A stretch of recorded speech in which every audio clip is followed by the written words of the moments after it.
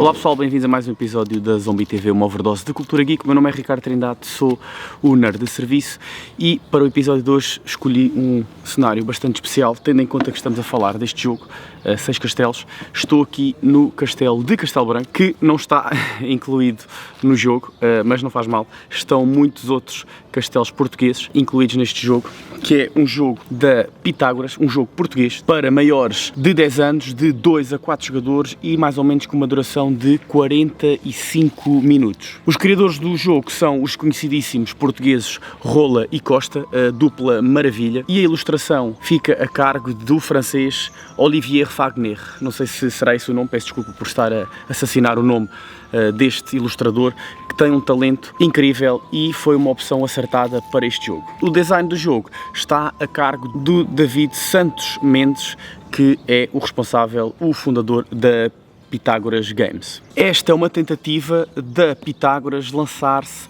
nos mercados de jogos de tabuleiros, nos mercados mais heavy.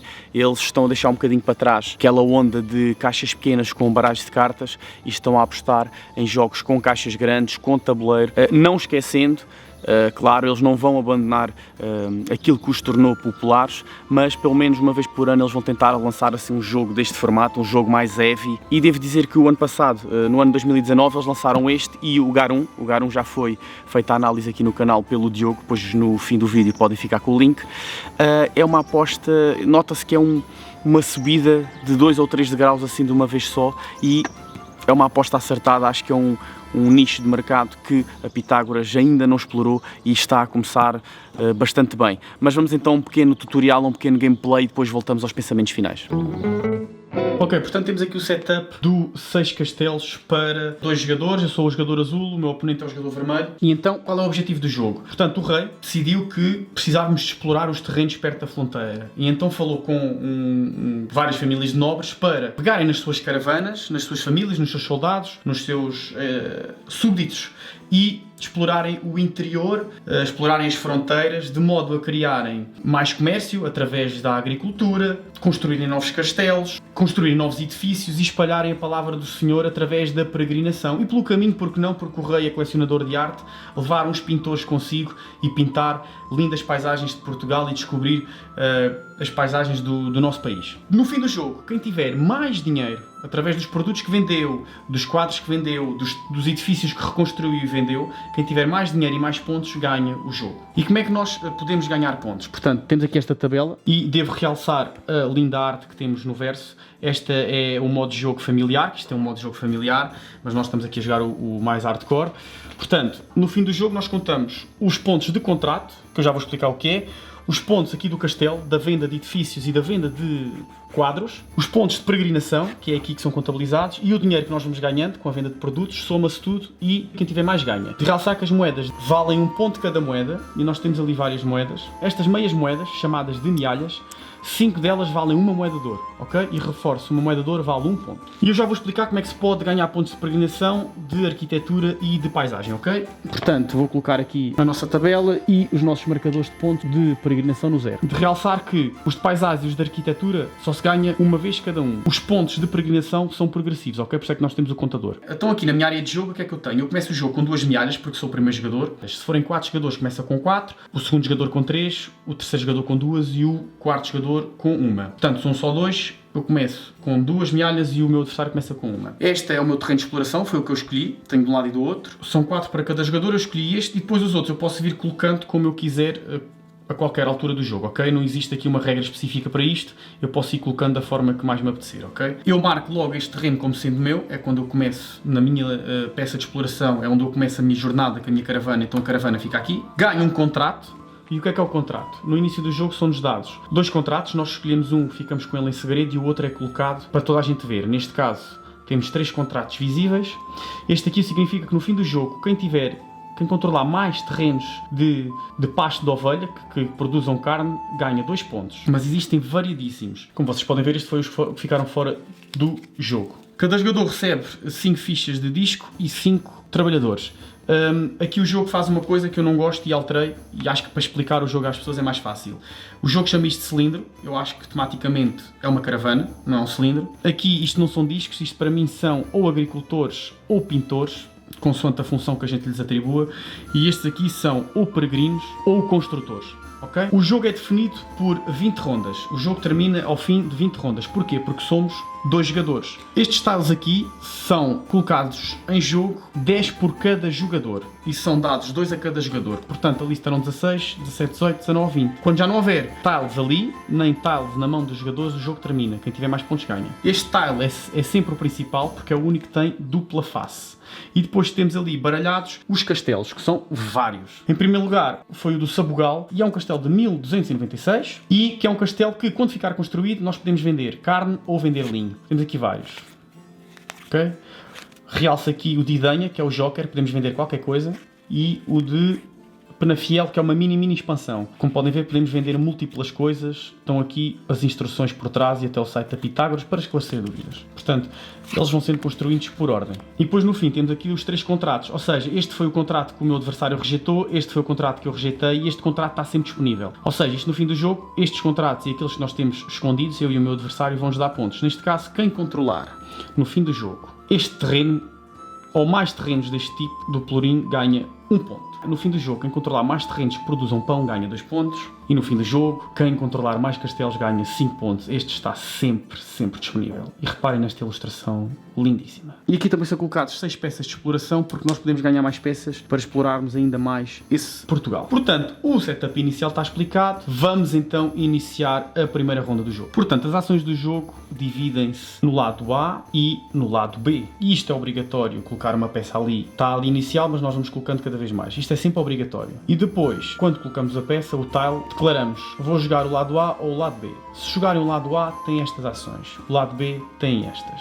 E tem várias formas diferentes de ganhar pontos. O lado A, vocês jogam com os discos, que são os nossos pintores / agricultores. Com o lado B, vocês jogam com estes meeples, que são os nossos peregrinos / construtores civis, por assim dizer. Na altura não havia, quer dizer, havia, mas não tinham esse nome. E como vocês podem ver, em cada lado existem sub-ações. Existe o A2.1, o 2 e depois o 2.2. E o B é igual, existe o B2.1, o B2 e o B2.2. Portanto, dos estados que eu tenho na minha mão, que são 2, eu vou optar por jogar este, ok? E o tile eu posso jogá-lo como quiser.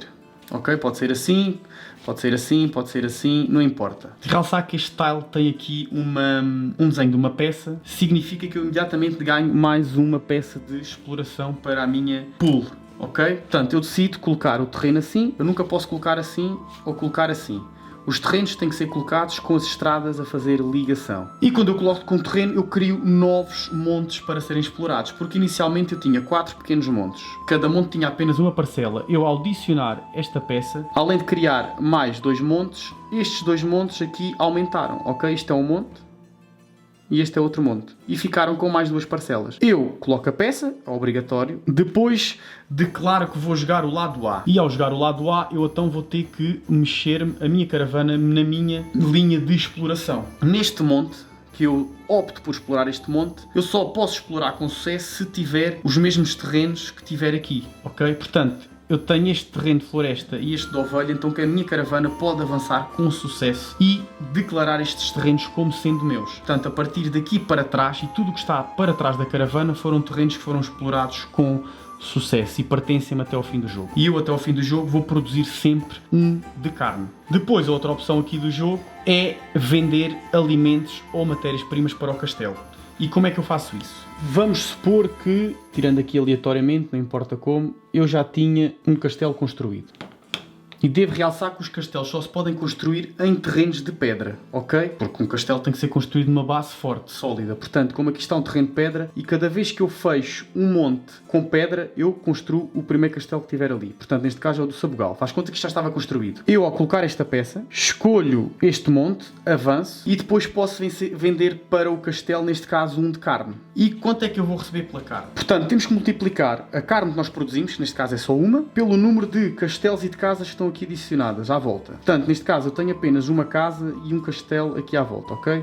Portanto, neste caso eu vou ganhar 1 vezes 2 é 2. Neste caso vou ganhar 2 mialhas, ok? Mas vamos supor que eu já tinha explorado estes terrenos todos aqui para trás e isto tudo já me pertencia. Neste caso eu vou produzir 2 carnes e então já é 2 vezes 2, que é 2 carnes vezes um castelo e uma casa. 2 vezes 2 é 4. Portanto, eu já vou ganhar 4 mialhas. Tenho que agarrar num trabalhador meu, num agricultor meu, num pastor, neste caso, e venho aqui ao castelo e bloqueio a carne. Eu recebo as mialhas, mas fico sem menos um trabalhador. E nós temos apenas 5 trabalhadores e 5 peregrinos, portanto temos que gerir bem os nossos meios.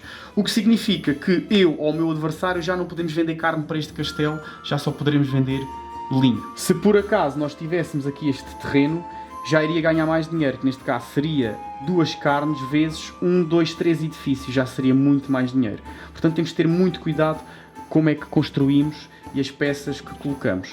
Voltando ao nosso jogo, outro exemplo que eu quero dar aqui. Vamos supor que eu já tinha aqui colocado esta peça na minha linha de exploração e colocava, e esta já aqui estava, esta peça, este tile, e colocava aqui esta. Quer dizer que eu posso e digo que declaro que vou explorar este monte. Ou seja, eu estou aqui, avanço a casa da floresta e a casa do pasto, mas não posso avançar para a casa de castanha, porque aqui eu tenho aqui uma pradaria e eu aqui no meu monte não tenho nada, portanto eu não consigo saltar por cima. Eu tenho que arranjar ou explorar algum monte que tenha a pradaria numa ação futura, num turno futuro. Então o que é que eu posso fazer? Mas eu preciso mesmo da castanha e quero bloquear aquele terreno como sendo meu. Então eu mando um trabalhador meu, que tenha na minha reserva, reservar este terreno e começar a explorar a castanha aqui, ok?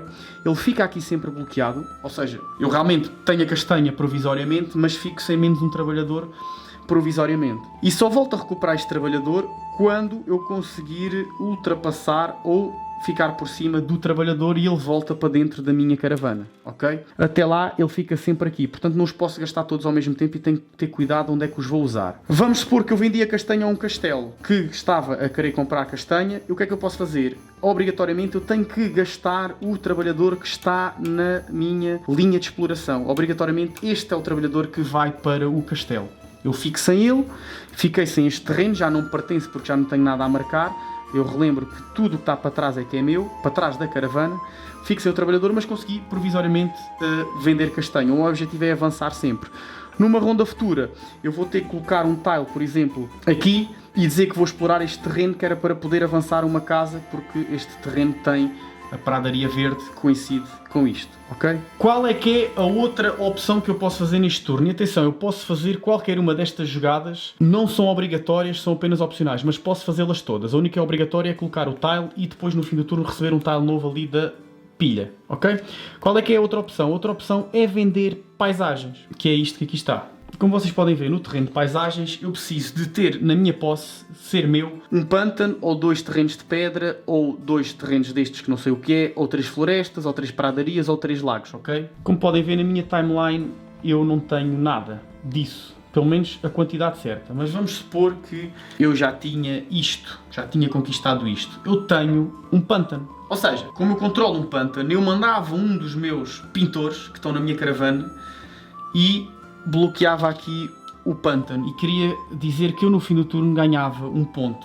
Só posso fazer isto uma vez, posso tentar bloquear os próximos que estão para cima, mas o pântano só posso fazê-lo uma vez, ok? E estas são todas as ações do cartão A. Como estamos no início do jogo, eu não posso fazer nada disso, portanto, eu coloquei o tile, avancei e passo para o meu oponente. Não posso esquecer, obrigatório, comprar um tile novo. E agora é o meu oponente, e através do meu oponente eu vou explicar as ações do cartão B. Portanto, obrigatoriamente, ele tem que jogar um tile, vamos supor que ele escolhe este. Portanto, eu coloco o tile aqui e declara que vai fazer as ações do lado B. Portanto, é as ações do nosso meeple. Como podem ver, obrigatoriamente ele colocou. Agora, o B2 é ele andar com o meeple de um lado para o outro. E como é que isto funciona? Portanto, se ele colocou o tile aqui, ele agarra num dos meeples e pode colocá-lo aqui nesta interseção, porque é a interseção do tile que ele acabou de colocar. Se ele colocou este tile, ele não pode colocar aqui um meeple, ok? Tem que colocar aqui. Que este, neste caso, é o nosso peregrino.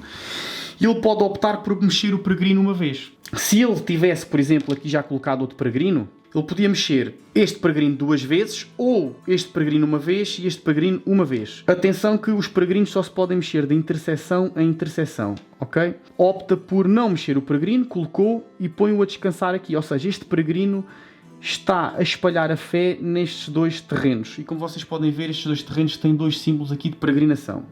Aqui a cara de um padre em perfil.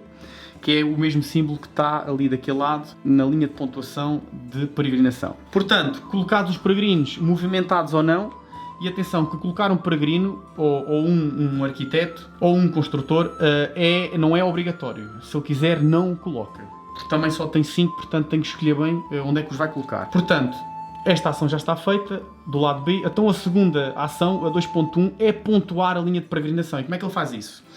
Ele conta os peregrinos que tem no monte e quantas casas de peregrinação há nesse monte. Neste caso há 2, que até são iguais, portanto ele vai ganhar 2 pontos. Vamos aqui à linha de peregrinação e o contador dele vai andar 2 casas, ok? Vamos supor que isto estava assim e ele já tinha colocado aqui um peregrino. Como podem ver, aqui há outra casa de peregrinação, neste caso é uma igreja, e neste caso ele estava a controlar 3 casas de peregrinação e então ia avançar não 2, mas 3, ok? E ele pode repetir o mesmo processo todos os turnos e estar constantemente a ganhar. Claro que eu também lá posso ir e colocar os meus peregrinos, mas como ele já lá tem os dele, se eu quiser colocar um peregrino aqui, eu para já tenho que pôr um tile aqui, dizer que vou explorar este monte, portanto tenho acesso a estes 2 terrenos que aqui estão, estas 2 parcelas, e como ele já lá está, eu tenho que pagar uma moeda, ok? Se lá houver mais jogadores de outras casas nobres, eu vou ter que pagar uma moeda a cada um. E qual é que é a outra ação que ele pode fazer? Aqui a outra ação que ele pode fazer, a última, é vender edifícios. O construtor pode vender edifícios, ou seja, no lado A, ele pode vender, o pintor pode vender quadros das várias paisagens que nós vamos encontrando na nossa exploração de Portugal. Aqui no lado B é por construção. Funciona da mesma mecânica, mas por construção. Portanto, como vocês podem ver ali, se eu controlar naquele turno que for vender uma quinta, ganho 1 ponto, 2 tendas de soldados, 2 pontos, 2 castelos, 2 pontos, 2 igrejas, 2 pontos, 3 ruínas, 3 pontos, ok? E como é que funciona? É da mesma forma. Vamos supor que eu colocava o terreno aqui, escolhia este monte, punha o meu soldado aqui a descansar. Vamos supor que este terreno já existia e que já cá tinha também um construtor em cima. Se estiver num sítio de peregrinos é um peregrino, se estiver num sítio de edifícios normais são construtores, certo? Portanto, neste caso eu controlo neste turno 2 tendas de soldados. Portanto, 2 tendas de soldados, eu posso agarrar num meeple da minha reserva, chego aqui, gasto o meeple, bloqueio e ganho 2 pontos no fim do turno. Ou seja, aquele meeple desapareceu, já não posso usar, mas no fim do turno garanto 2 pontos. E assim sucessivamente, só posso fazer aquilo uma vez, ok? Depois tenho que tentar angariar pontos através dos outros edifícios diferentes. Mas pronto, voltando aqui à visão geral, como disse, o meu oponente colocou aqui o terreno, pôs aqui o seu peregrino, descansou neste monte, pontuou por peregrinação e passa o turno. Tenho que tirar um tile e colocar aqui. E isto vai acontecendo sucessivamente. Como é que se constrói os castelos? Como vocês reparam, aqui já está um terreno com pedra. Portanto, a partir deste momento, qualquer terreno que tenha pedra, neste caso eu tenho aqui um, eu vou ter que obrigatoriamente juntar a todos os terrenos com pedra, ok? No turno do meu oponente, vamos supor, ele não tem pedra, mas vamos supor que ele põe isto aqui e eu a seguir ponho isto aqui. O que é que significa? Que um terreno com pelo menos uma pedra, neste caso são 2, foi fechado. Este terreno foi fechado, este monte está completo e então automaticamente é construído aqui o castelo do Sabugal. A seguir já sabemos que vai sair o de Sortelha. Uma regra para não construir castelos é a seguinte: se, vamos supor, o meu oponente joga este terreno aqui, já fechou um monte. Se não houvesse aqui nada, ele poderia construir aqui o castelo. Mas não pode construir o de Sortelha porque só tem espaços de um terreno entre eles, ok? Tem que haver pelo menos 2. Portanto, ele se quisesse construir tinha que fazer assim e depois tinha que ser tapado assim. Também calhou 2 pedras, e aqui já poderia construir o terreno de Sortelha, porque já tem 2 casas entre eles. Neste caso, o jogo chama-se 6 castelos, tem 7 porque tem um de bónus, não é obrigatoriamente construir os 6 castelos, nem sempre se constrói os 6 castelos, e esta situação que eu expliquei é uma forma estratégica de vocês bloquearem a forma de fazer castelos, porque se vocês meterem aqui realmente esta peça, já não há possibilidade de construir aqui um castelo. É uma estratégia que pode ser usada durante o jogo. Como é que vocês conquistam castelos? É a mesma coisa. Eu posso colocar, imaginem este terreno aqui, este aqui, construo o castelo e vou para o lado B das ações. E coloco aqui um peregrino nesta interseção. Aqui, como podem ver, está uma mealha, portanto, eu coloquei esta peça, automaticamente ganho uma mealha, ou eu, ou o meu adversário, seja quem for a pessoa que chegar a peça. Eu coloco aqui o meu, neste caso, construtor, e ponho aqui a descansar dentro do castelo. Se eu tivesse outro castelo controlado, ganhava imediatamente 2 pontos. Se eu tivesse outro castelo aqui com, por exemplo, vamos supor que tinha aqui, sei lá, Se eu tivesse isto assim, eu podia pontuar 2 pontos aqui. No fim do jogo, se fosse a única pessoa que tivesse a controlar estes castelos, eu ganhava os 5 pontos que ali estão, ok? Aqui nesta carta de contrato. Outras situações que podem acontecer aqui na nossa linha de exploração. Vamos supor que eu joguei um monte, estava aqui, e eu para avançar para esta casa, basta-me pagar uma moeda, ok? Portanto, eu estou aqui, pago uma moeda, neste caso uma mialha, e passo para aqui. Se no monte houver lá também, no monte que eu escolher, houver também um terreno que produza pão, produza trigo, eu posso avançar para aqui, ok? Portanto, isto é uma mialha que vocês pagam para poder avançar. Outra regra de construção, vamos supor que isto estava assim. Eu posso pôr este terreno assim e assim, certo? Eu, se quiser, imagina que eu já tinha bloqueado aqui esta peça. Eu, se quiser, posso trocar os terrenos ou tirar outro e pôr assim, ou fazer assim. Também posso fazer com este, mas eu perco o controle deste terreno. Se eu decidir, eu não quero este terreno, quero trocar por outro ou quero virá-lo ao contrário. Eu posso fazê-lo, mas este disco, este agricultor, vai para dentro da minha caravana. Só não posso virar ou trocar os terrenos que já têm a caravana, porque estes já estão bloqueados como sendo meus, ok? Portanto, se eu tiver aqui assim, estes terrenos já me pertencem e esta peça também já não pode ser virada, ok? Portanto, de forma muito simples, esta é a forma de jogar 6 castelos. Acreditem em mim, é mais difícil de explicar do que entender, ok? Vamos então aos nossos pensamentos finais. Devo já dizer que à partida este jogo me conquistou. Para mim é um dos jogos favoritos de 2019, não só pela arte que está incrível, os componentes estão muito bons, a jogabilidade é muito divertida e eu sou fã seja de cultura medieval baseada em factos reais, que é o 6 Castelos, seja de fantasia medieval. Eu sou muito fã daquela cultura medieval e sou muito fã de jogos de angariar recursos, vender recursos, ganhar dinheiro. É o meu ponto fraco. Este jogo tem isso tudo e além de ter uma variedade muito grande na jogabilidade. A Pitágoras fez um trabalho incrível com este jogo, é uma excelente aposta. Eles estão a apostar num mercado mais heavy e o que é engraçado é que este jogo não é assim tão heavy. Em termos de curva de aprendizagem, não de jogabilidade, mas de curva de aprendizagem, este jogo pode-se comparar com um jogo, por exemplo, como o Stone Age. Eu acho que qualquer pessoa, ao fim do primeiro jogo de Stone Age, já sabe jogar e este jogo é a mesma coisa. Claro que é uma jogabilidade bastante diferente. Eles conseguiram fazer mais uma vez um trabalho incrível, que é introduzir e implementar a Portugalidade nos seus jogos e acho que é uma linha que eles vão manter sempre, que eu acho que o objetivo da editora é esse, e eles aqui conseguiram, mas com grande sucesso. Eu amo este jogo, leva a selo de recomendação da Zombie TV, apesar de ter alguns defeitos, e os defeitos são os seguintes. Para já, o tamanho da caixa. A caixa é muito grande para os componentes que cá estão dentro. Esta caixa podia ser reduzida mais ou menos até este tamanho, porque o maior elemento é o tabuleiro que lá está dentro e o tabuleiro pode ser dobrável.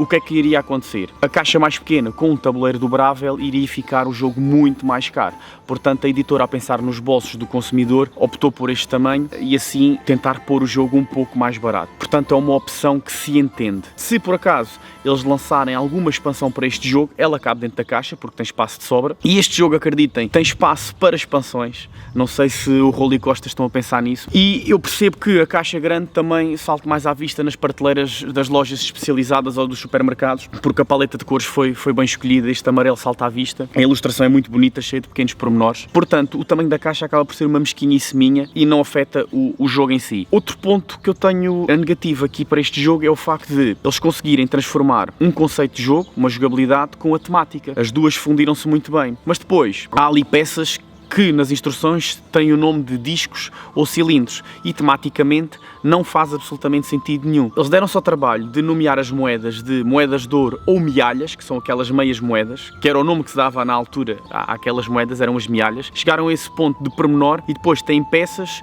que podiam ter um nome temático, facilitava na explicação do jogo, facilitava na compreensão e chamam apenas de discos e cilindros. Achei um bocadinho até preguiçoso. É a mesma coisa que vocês serem um casal muito religioso e terem 5 filhos. O primeiro filho chama-se Maria, o segundo filho chama-se José, o terceiro chama-se filho número 3, número 4 e número 5. Não faz sentido. E como vocês perceberam na explicação, é fácil de arranjar nomes temáticos para aquelas peças. Como eu dei, que é a caravana, que é o cilindro, ou então os pintores, ou os agricultores, ou então os construtores ou peregrinos. Claro que as peças também podiam ser personalizadas. A caravana podia ter um desenho de uma caravana, os agricultores podiam ser umas pecinhas de uns bonecos diferentes, mas isso ia tornar o jogo muito mais caro. Portanto, eu até compreendo eles não terem isso por esse caminho. Mas eu acho que atribuir nomes temáticos a todas as peças faria muito sentido e não entendo porque é que não o fizeram. Parece que chegou ao meio e disseram, epá, olha, olha, vai cilindro e vai disco. Claro que isso de futuro nas novas edições podem ser alteradas nas regras, não há problema nenhum. Claro que são mariquices minhas, mas eu gosto tanto deste jogo que eu gostava que ele fosse mesmo perfeito a nível temático. Vocês já perceberam que isto é um selo de recomendação da Zombie TV, não podia ser de outra forma. Está planeado mais jogos nesta linha 6, sei lá, 6 praias, 6 castelos, 6 montanhas, 6 rios. O número 6 e a temática do 6 vai estar implementado nesta linha de jogos da Pitágoras. Estou ansioso para ver os próximos jogos desta dupla nesta linha. Não vão ser iguais, só a temática 6 é que vai estar presente, o número 6. O resto dos jogos da linha 6 vai ser completamente diferente. Estou muito curioso porque este jogo foi um tiro certeiro, uma empresa que fez pela primeira vez um jogo mais heavy, a fugir um bocadinho do mercado descomprometido de jogadores e acertaram uma excelente aposta. Sinceramente, eu acho que tem que dar mais atenção a este jogo porque este jogo merece, é um jogo com um J grande. Pessoal, gostava de saber a vossa opinião sobre este jogo, o que é que vocês acharam, se já experimentaram e quais os vossos pontos positivos e negativos, e não se esqueçam de subscrever aqui o canal de YouTube da Zombie TV, ajuda bastante o canal, e não se esqueçam de nos seguir nas redes sociais. Por hoje é tudo, bons jogos, bons filmes e boas leituras, até à próxima.